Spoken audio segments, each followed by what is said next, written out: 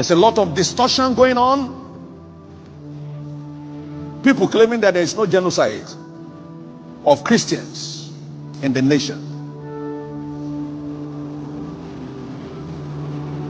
Information with facts can never be thwarted. You see people buried in hundreds and you say there's no genocide. What a wicked set of people.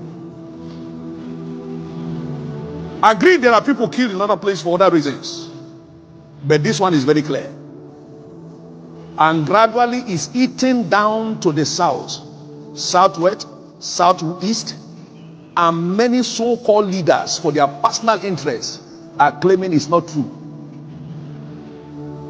Selling out their faith, if they have it at all. Jesus said, when I come, will I find the faith?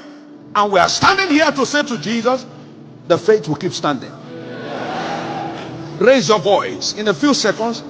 Father, strengthen the brethren, strengthen the faith. Has no name. Nigeria means nothing in Igbo language. It doesn't mean anything in Ibibio language. It means nothing in Ijo language. It means nothing in Efik. It means nothing in Urobo. It means nothing in Ishekiri. It means nothing in Edo. It means nothing in Yoruba. It means nothing in Hausa. It means nothing in Tiv language. It means nothing. Nigeria is a name given to people in Africa by a European man. It is not your name. Can anybody tell us who formed Hausa? Can anybody tell us who formed Yoruba? Can anybody tell us who formed Fulani? They grew as a result of an organic process. When man tampers with the work of God, the nonsense happening in the zoo is what you receive. No. When you take the history of Nigeria, from the very beginning, when we were amalgamated, to the very beginning we became a nation, we got it altogether wrong.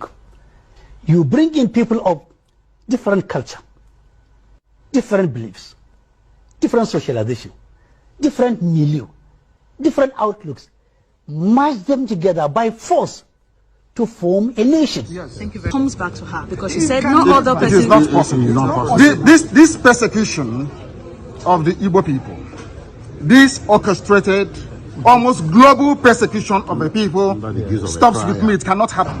It can never happen. That is why we do what we do. That is why I do what I do. I am campaigning for the freedom of my people because of the persecution that we are facing. It's as simple as that. Nothing more, nothing less. Thank you very much. They are serving under their flag, one Nigeria, and the Arabic inscription, or should I say the motto of Ottoman Danfodio, to tell you how foolish Nigerians are. You don't know that the Nigerian emblem, the army emblem of Nigeria, is the motto of Ottoman Danfodio that he used to conquer Hausa people. You don't know that it is there. That's what they're using. You're fighting under the banner of your country. It's not possible. It's not possible. This persecution of the Igbo people, this orchestrated, almost global persecution of the people stops with me. It cannot happen. It can never happen. That is why we do what we do. That is why I do what I do.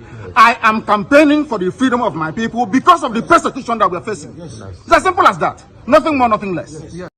The White House Post quotes President Trump's October 31, 2025, statement designating Nigeria a country of particular concern for religious freedom, citing thousands of Christians killed by radical Islamists and calling for immediate congressional investigation into the mass slaughter. This addresses documented persecution, with Open Doors reporting Nigeria accounts for nearly 70% of global Christian murders in 2024, over 4,000 deaths, primarily by Boko Haram and Fulani militants, displacing 5 million and destroying 9,100 churches. Reactions split along lines of support from U.S. conservatives like Senator Ted Cruz praising the action, Nigerian government denials of targeted genocide, and critics highlighting perceived U.S. inconsistencies in Middle East policies.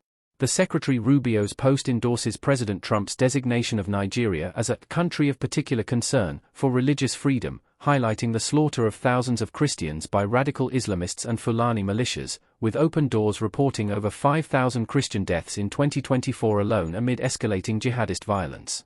The statement references Trump's directive to Congress for investigation, potentially leading to U.S. sanctions or aid restrictions, as urged by Representative Riley Moore and Senator Ted Cruz, building on Nigeria's long-standing status as the global epicenter of Christian martyrdom per International Christian Concern data. Biafrans and lovers of freedom. Welcome to Biafra Battle Cry TV, under the leadership of Mazi Nnamdi Kanu, IPOB leader. Be part of history, every voice matters. Watch as everyday Nigerians speak truth to power and rally behind the hashtag Free Nnamdi Kanu Now movement.